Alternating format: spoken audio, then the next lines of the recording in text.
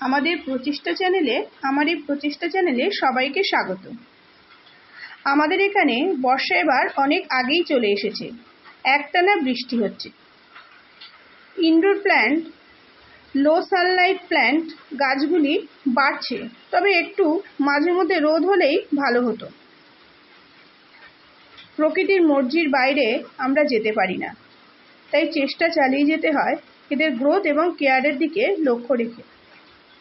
গতকাল হালকা বৃষ্টিতে বাইরে রেখেছিলাম, কারণ বৃষ্টির জলের মধ্যেই আছে এদের সার, যা গাছকে বৃদ্ধি করতে হেল্প করবে।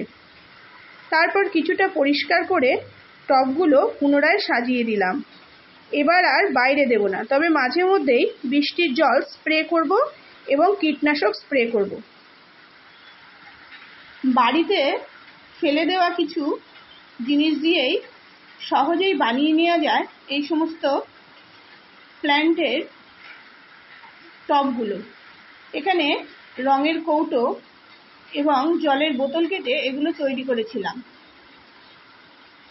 আর বাড়িতে বাদ দেওয়া এই প্লাস্টিকটা দিয়েই ছোট্ট একটা গার্ডেনের আইডিয়া তৈরি করেছি। আর এইখানে বাস্কেটের যে গাছগুলো দেখছেন, এগুলো আগে প্রায় একই রকমের গাছ ছিল। কয়েকদিন ধরে এই গাছগুলোকে ভাবছিলাম নতুন করে আবার তৈরি করব শীতের আগে। সেই জন্য বর্ষাকালকেই বেছে নিয়েছিলাম যে বর্ষা পড়লেই এই গাছগুলো বৃষ্টির জলে ধুয়ে দেব এবং যে সমস্ত ছোট ছোট চারাগুলো আছে নতুনভাবে লাগিয়ে দেব। সিঙ্গোনিয়াম এই একটাই গাছ, এটাই মাদার প্ল্যান্ট আমার। এর থেকে পুরো বাড়িতে যতগুলো সিঙ্গোনিয়াম আছে প্রত্যেক বছর আমি তৈরি করি। বর্ষাকালে বাড়ির আশেপাশে গাছ থাকলে অবশ্যই সেই জায়গাটা পরিষ্কার রাখতে হয়। তাই জন্যে জায়গাটা পরিষ্কার করে আবার নতুন করে গাছগুলো সাজিয়ে দিলাম। এইখানে এবারে ভেবেছি একটু বেশি বেশি করেই কলিয়াস লাগাবো। সবেতেই দুটো কলিয়াস এখানে বড় হচ্ছে। শীতের আগে চেষ্টা করব আরো নতুন করে এই যে কালারের কলিয়াসটা আছে কাটিং থেকে চারা করতে। আর এখানে যে বাস্কেটগুলো দেখছেন, এগুলো অনলাইন থেকে নেওয়া হয়েছিল, খুব সুন্দর এবং পছন্দের। তো আমি আগেও বলেছি, আমি একটা বাস্কেটের মধ্যে যে কোনো একটা গাছ গ্রোথ করতে ভালোবাসি না। চেষ্টা করি দু এক রকম গাছ মিলিয়ে মিশিয়ে লাগাতে, তাহলে দেখতে ভালো লাগে।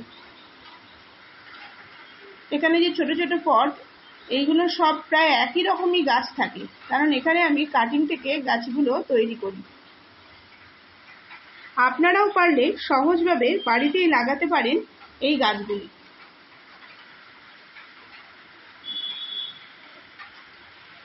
খুব বেশি খরচ লাগে না। একই রকম গাছ বিভিন্ন রকমভাবে মিলিয়ে মিশিয়ে লাগিয়ে দিলেই এক একটা বাস্কেট তৈরি হয়ে যায়।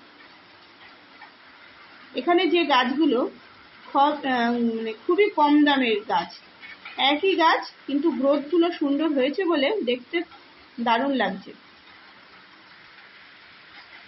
গতকালই এই বাস্কেটটা তৈরি করেছি সিঙ্গোনিয়ামের কাটিং দিয়ে। আর এটা হচ্ছে, দেখুন কি সুন্দর লাগছে। আমার ভালো লাগে দু তিন রকম পাতা যখন একই রকম একটা টবের মধ্যে হয় তখন দেখতে বেশি সুন্দর লাগে। যে কোনো একটা গাছ দিলে যেমন ভালো লাগে, সব রকম একসঙ্গে দিলে আরো বেশি সুন্দর লাগে।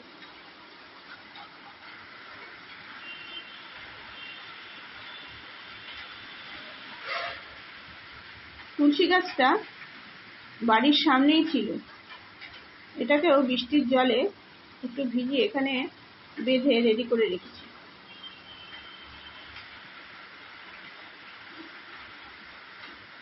এই গাছগুলো কিছু কিছু গাছ কাটিং করে দিয়েছি, কিছু কিছু প্রুনিং করে দিয়েছি, আর যেগুলো খারাপ পাতা ছিল সেগুলো বাদ ফেলে দিয়েছি। এগুলো আবার নতুন করে গ্রোথ হবে। এর মধ্যে আর একটা কাজ করব, ছাদে যে সমস্ত চন্দ্রমল্লিকা আছে তার কাটিং থেকে দুটো একটা এর মধ্যে বসিয়ে দেব। দেখা যাক, শীতকালে যেহেতু এখানে রোদ থাকে নিশ্চয়ই দুটো একটা ফুল ফুটবে। তাহলে ইনডোর প্ল্যান্টের মধ্যে যদি একটা দুটো ফুল ফুটে থাকে শীতকালে, দেখতে খুব সুন্দর লাগবে। এইভাবে ধীরে ধীরে বর্ষার পরে পরেই শীতের গাছের জোগাড় আমাদেরকে করে নিতে হবে বাড়ির গাছগুলি থেকেই।